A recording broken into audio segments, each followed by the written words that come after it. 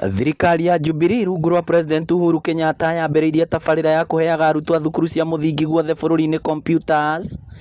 Mũbango ũrĩa wacokirio kĩrũgama nĩ ũndũ wa itũmi itiganĩte.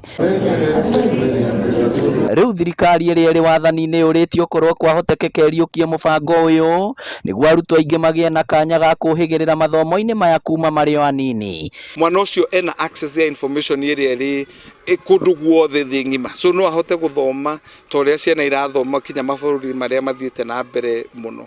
Ũguo nĩ ũndũ wa bata mũno gwĩkĩrĩra ICT ĩkorwo arĩ at the center ya mathomo, nĩgetha ciana ici tũrathomithia tũtikamahe gĩthomo gĩtakamateithia rĩrĩa makarĩkia.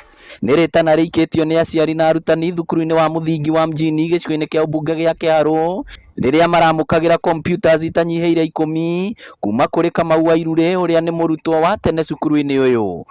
Magĩtũtarĩria ũhoro wa computer, na computer nĩ mũrakĩmenya nĩ cia bata mũno kũringana na gĩthomo gĩkĩ kĩrokire gĩa CBC, so tũgĩkĩiguanĩra nĩ tũgacoka tũmarehere computers nĩgetha ciana ihote gũgĩthoma ũhoro ũcio wa computers, na nĩkĩo twĩ gũkũ ũmũthĩ twĩna gĩkeno mũno.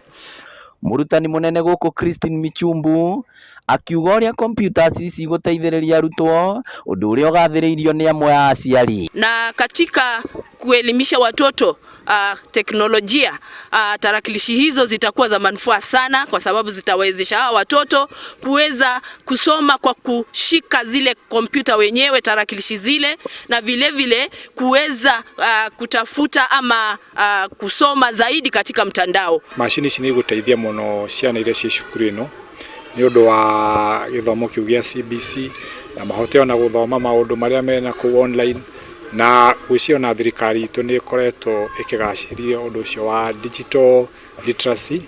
Ngĩribotera Inooro TV kuma Mjini Kĩharũ, kaunti ya Murang'a, rĩtwa rĩakwa nĩ Victor Kĩnuthia.